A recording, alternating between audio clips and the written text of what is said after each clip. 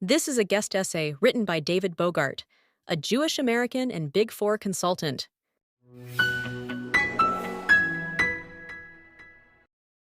I grew up as a typical millennial byproduct of the 1990s in a family of mixed religious backgrounds. My father's an Ashkenazi Jew, and my mother is an Irish Catholic. Despite this mixed background, I have always identified as both ethnically and spiritually Jewish. I am married to a converted Jewish woman, and we are active in a Reform synagogue. We are continuing to navigate the ever changing waters of married life and raising our 2-year-old son in what is becoming an increasingly upsetting world. And I know that I am not alone in this feeling because the Pew Research Center polling data I have seen backs me up in this regard. The area where I grew up has more Jews than average, at about 10% of the city population compared to the U.S. domestic total, which sits at about 2.5%. In my youth, I experienced very little anti Semitism. I can think of maybe one, possibly two, outright incidents of anti Semitic epithets thrown my way. Of course, as time went on, additional incidents did happen, but I would still characterize them as very infrequent. When they did occur, I made sure to forcefully assert myself. When I think back to attending Hebrew school, I recall tales of Nazism from firsthand experience as told by my teachers to be, I don't know, something of a relic. These firsthand stories were impactful for me to hear, but were mentally placed on the shelf of history. For me, it was an abstraction. This was something that we discussed in a historical context. I could not fathom such events being relevant to my present day lived experience. I recall my teacher discussing how, as a boy, he was smuggled out of Poland on a cargo ship, in a crate, and he never saw his immediate family again. I recall an Israeli teacher of mine shouting at all of us, Sheket bevakasha, which is Hebrew basically for, shut up and listen. My teacher was distraught about her family back in Israel. At the time, Israel was undergoing the Second Intifada, which, among many other things, included waves of Palestinian suicide bombings in nightclubs, buses, restaurants, and other public places. It was a very deadly time. More than 1,000 Israelis, mostly civilians, died in the early 2000s. I recall a photo of a Palestinian man who held his hands steeped in blood out of a building window to a cheering crowd. Even then, the outright unadulterated joy that I could see on the man's face with bloody hands, smiling ear to ear, was chilling. There was a literal lynch mob that tore 2 Israeli soldiers limb from limb because they had taken the wrong turn traversing through Ramallah in the West Bank. For context, 20% of Israel's population is Arab/Muslim. But if 2 Jews go through Ramallah, they end up getting lynched. Still, despite these early experiences, everything anti-Semitism was so far away from me personally. When it came to Nazis, it was emotional but mostly academic. When it came to Israel and/or Islamism and jihad, I had no family in Israel that I knew of. Turns out I do, of course, as DNA testing later became more widespread. I do have cousins who fled to Israel sometime after leaving one of Joseph Stalin's gulags, after he died in 1953. They then went on to live in Ukraine until anti-Semitism there became too extreme, at which time they emigrated to Israel. I know that my father's family fled the Belarus area roughly 5 years prior to the Russian Revolution, which took place in 1917. Family folklore would have it that Cossacks on horseback were murdering Jews from village to village, and my great-grandfather, who was a wheat farmer, had thought it important enough to trade for a gun, which they stationed near the front of their farm.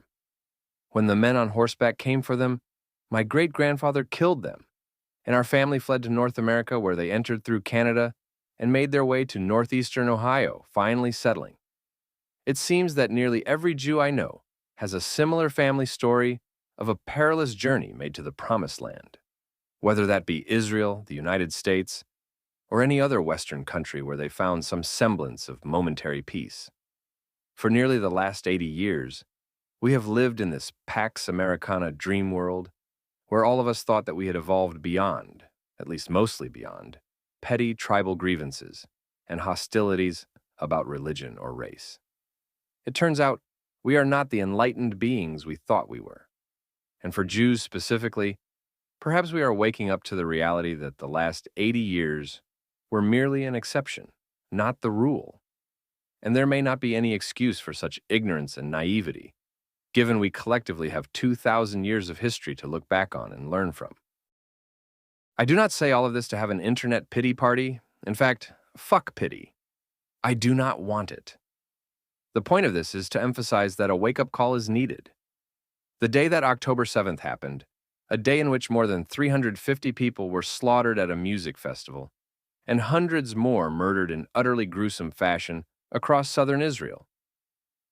I was at a music festival with my wife in Texas. What are the odds? I later thought that could have been us. Why couldn't it have been? Ultimately, it is a simple difference in geography. We are all Jews. If our geography was different, there is no reason that could not have been us.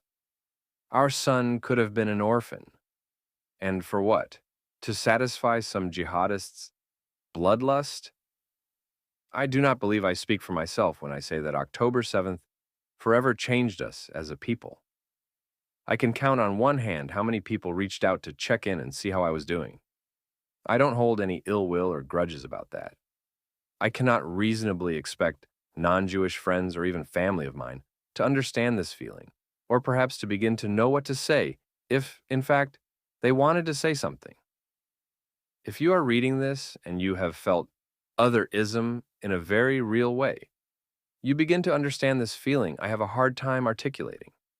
But I do not fault anyone for not reaching out or knowing what to say during this time. People have their own lives and problems. I understand that. But for us Jews, our world has been upside down. How am I doing? A few did ask. I was numb. I could not even be angry. Just numb and in disbelief. We are only maybe 16 million people in a world of 8 billion.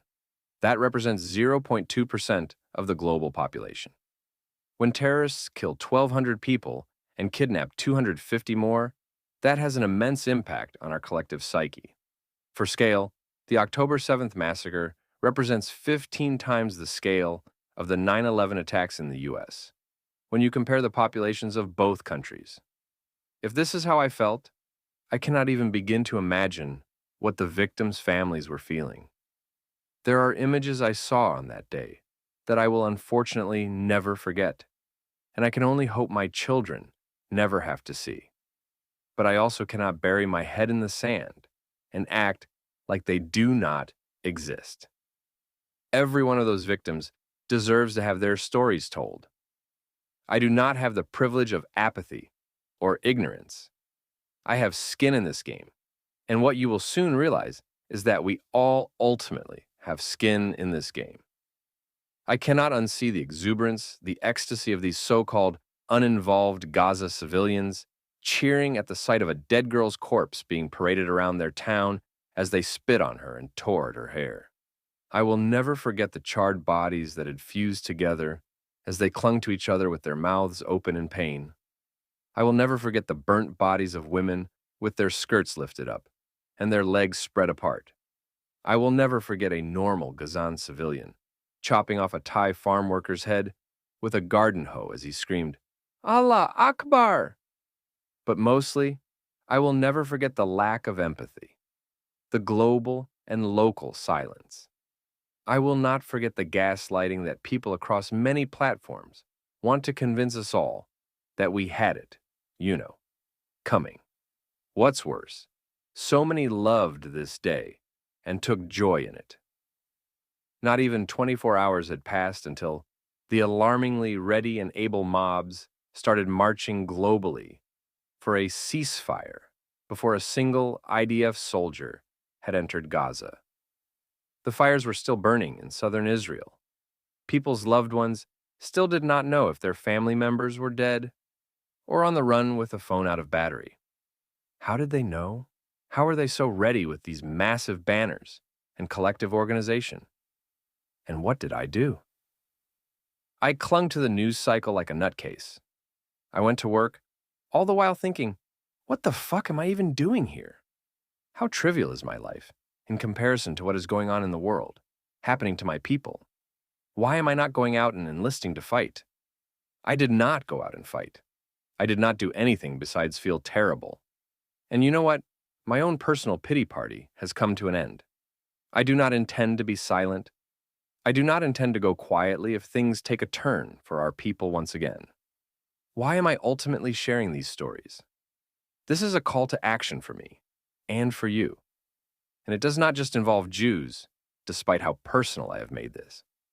While Jews appear to be on the verge of existential threat yet again, you should know that what starts with us will not end with us.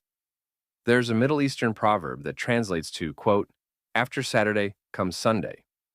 I will let you look into that proverb and analyze its meaning, but it essentially means that after the Muslims are done with the Jews, they will come for the other non-believing infidels. Editor's note: all you have to do is look at what Muslims have been doing to Christians in Africa to understand the very real-world implications here.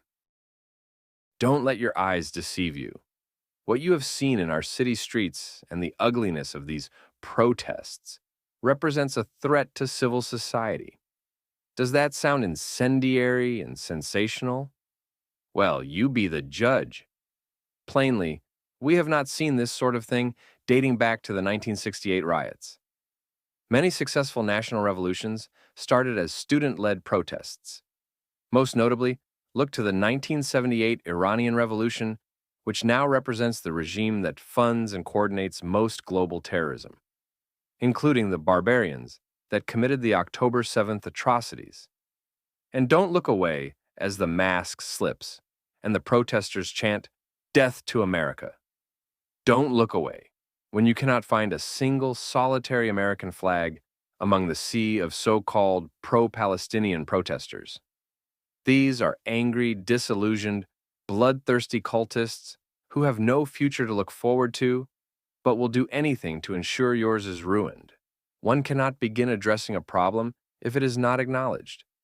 We have a very serious radicalization problem in this country, and at the root of it is academia. When the U.S. government publicizes that Qatar and China are among the top 5 in foreign donations among U.S. universities, that should more than raise eyebrows. This needs to be addressed, and we must hold our politicians accountable. Protesters on student visas who openly support terrorists and intimidate, assault, or threaten others should have their visas revoked full stop. When the U.S. Department of Homeland Security self-discloses that upwards of 400 ISIS-affiliated migrants have crossed our border, that should raise alarm bells. Again, we must hold our politicians accountable and put partisan bullshit aside to address security concerns at the border. If you are Jewish and reading this, you have a responsibility to your community to keep it safe. Take seriously your Second Amendment right to bear arms. You have a responsibility to your family to be physically fit and able to protect them from harm, along with your community. Counter-protest and do not go alone. Do not be silent. Teach your children not to be silent in the face of anti-Semitism. The moment you go silent and remain a soft target, the further you embolden these nutcases. If you are not Jewish and listening to this, I thank you for coming this far. I realize this is heavy, so I do appreciate you sticking with me. And I want to emphasize that it is not fear-mongering to say, what starts with us doesn't end with us. There is a larger geopolitical chess game between East versus West, civilization versus barbarism. It is vital to be on the right side of history, or else you are setting up yourself and your future children to live in a society that is gripped by extremist ideology. Unlike what appears to have already erupted in many European countries, there is still some hope yet for the United States of America, and, hopefully, the rest of the West.